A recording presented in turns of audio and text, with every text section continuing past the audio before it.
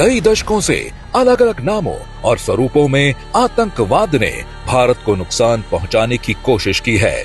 आतंकवाद के चलते भारत ने कई वीर सपूतों और नागरिकों को खोया है। यूपीए के दौरान आतंकी घटना का होना आम बात हो चली थी।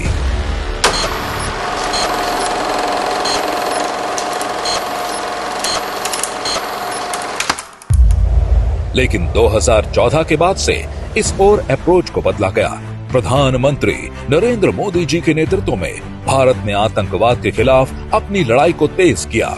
मोदी जी के मजबूत नेतृत्व और सुरक्षा एजेंसियों की सतर्कता से आतंकियों के हौसले पस्त हुए। आतंक के खिलाफ इस लड़ाई को खत्म करने के लिए भारत ने वैश्विक देशों को ये संदेश दिया कि उन्हें अपनी सुविधा के हिसाब से आतंकवाद को गुड टेररिज्म और बैड टेररिज्म की कैटेगरी में बांटना बंद करना होगा। भारत ने आतंकवाद पर लगाम लगाने के लिए एक अलग रणनीति अपनाई। आतंकियों के नेटवर्क को ध्वस्त किया गया। टेरर फंडिंग पर चोट की गई।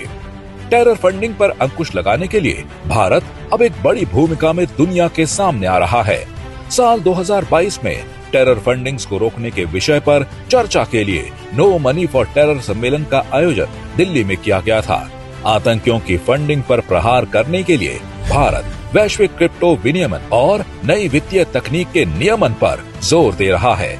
आतंकवाद के विरुद्ध भारत की इस लड़ाई को अब वैश्विक सहयोग भी मिल रहा है।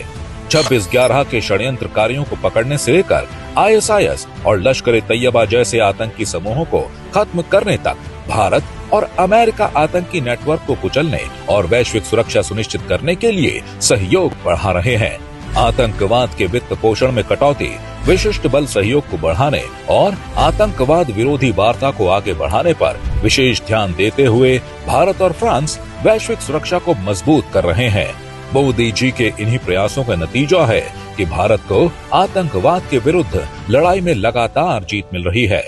आतंकी घटनाओं में 70% की गिरावट दर्ज की गई है। 2019 में भारत के अथक कूटनीतिक प्रयासों से एक बड़ी जीत मिली थी, जब संयुक्त राष्ट्र सुरक्षा परिषद ने आधिकारिक तौर पर मसूद अजहर को वैश्विक आतंकवादी घोषित किया था। 95% दोष सिद्धि दर के साथ भारत आतंकवाद निरोध में एक नया मानक स्थापित कर रहा है। 15 से अधिक आतंकी संगठनों पर प्रतिबंध लगाना सुरक्षा के प्रति भारत की अटूट प्रतिबद्धता को दर्शाता है। जम्मू कश्मीर से अनुच्छेद 370 हटने के बाद से वहां आतंकी घटनाओं में कमी आई है। 2019 के बाद से जम्मू कश्मीर में आतंकी घटनाओं में 70% की कमी दर्ज की गई है। बात वामपंथी उग्रवाद की करें तो 2010 के मुकाबले वामपंथी उग्रवाद की हिंसा में 2024 में 81% की कमी आई है। साल 2010 के मुकाबले भारत में आतंकवाद से जुड़ी मौतों में 85% की कमी आई है।